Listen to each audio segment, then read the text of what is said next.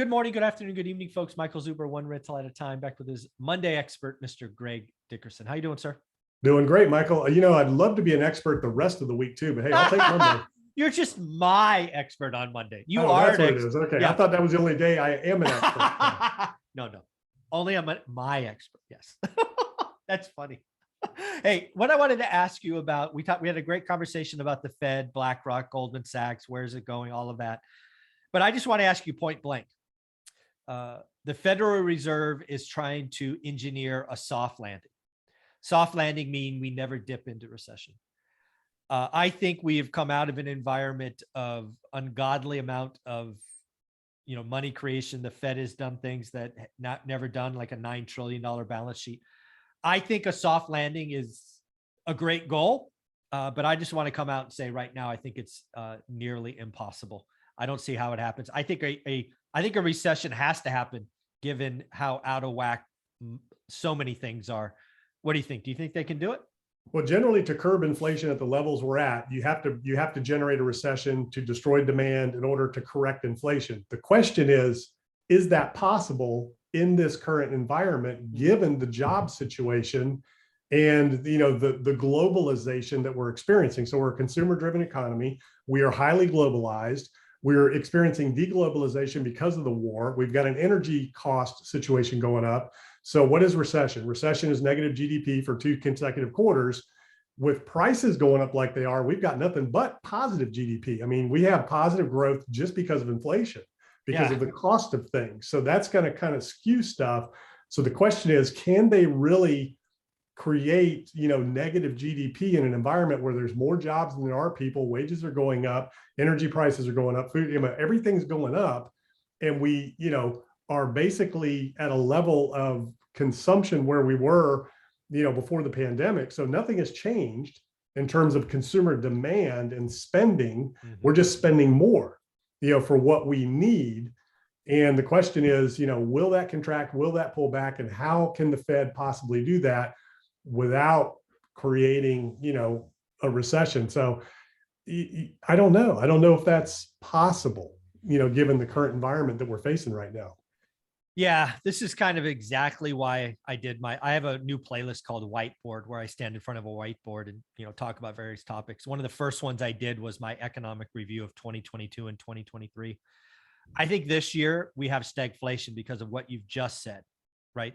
The economy is not going to feel great, but there's this real and nominal GDP, and we are going to have a nominal GDP growth. And that's why stagflation, in my opinion, we're sitting in April and we're going to have a year of positive GDP, low, like 2%, and high inflation north of 5%. So to me, that's stagflation.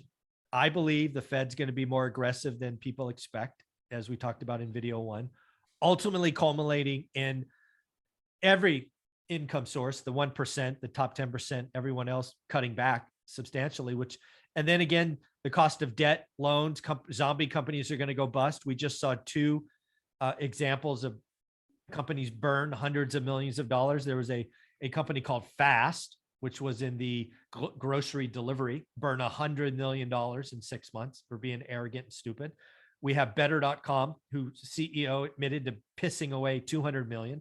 I believe all of this is happening right now, so people feel okay, but we will have job losses. I believe big banks, right? Big banks start reporting tomorrow. I believe they may not do it this quarter, but next quarter, they're going to talk about layoffs. I do not see how a hard landing is not coming. A hard landing, recession, a real recession, nominal and real next year. It just doesn't feel like a great setup. Yeah, I don't know. It's hard to say. And then what we haven't talked about was, obviously we're going to increase defense spending. We have to replace everything that we're supplying.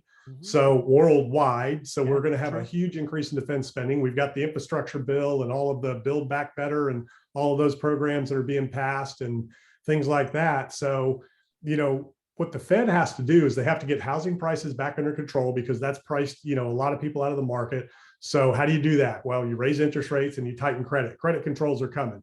Rent is out of control. Rent's gone up 30%. People are really, struggling with that nationwide. So how do you control that? Well, you're going to start to see rent controls in areas where we haven't seen it before. And again, you have to raise interest rates to affect the values of commercial real estate and things like that.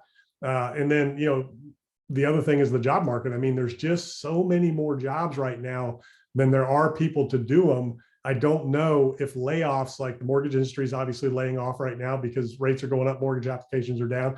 If banks lay off and things like that, I mean, there's so many jobs out there for people. I don't know that that is going to, make a dent anytime soon. Yeah. And again, this is why I think it's a series of dominoes. Again, I think 2022, when it's looked at historically, will be a positive GDP. I just see cost of capital going up across the board. I basically see risk, and maybe this would be video number 3. I think risk is being repriced in real time. I think we had 2 years where risk was basically ignored. Well, there wasn't any risk. There was a zero risk environment. I mean, it really was. You had the Fed backing everything up and zero interest rates. There's a zero risk environment. And I think that led to a lot of bad things. I think we're just starting to see bad deals, i.e. Fast going bust, Better.com going bust. I think there's a lot more to be uncovered as risk is repriced. And I also think there's a lot of kind of the 1% that is pulling back. In the Silicon Valley, obviously, we're very VC funded, and VCs are repricing. We saw Instacart last round had a $39 billion valuation. They needed more money because of their burn rate. Next valuation was 25. They had a 40% haircut. That's not normal. Risk is being repriced right now. And I think it has just started. I think it is. Yeah, it is.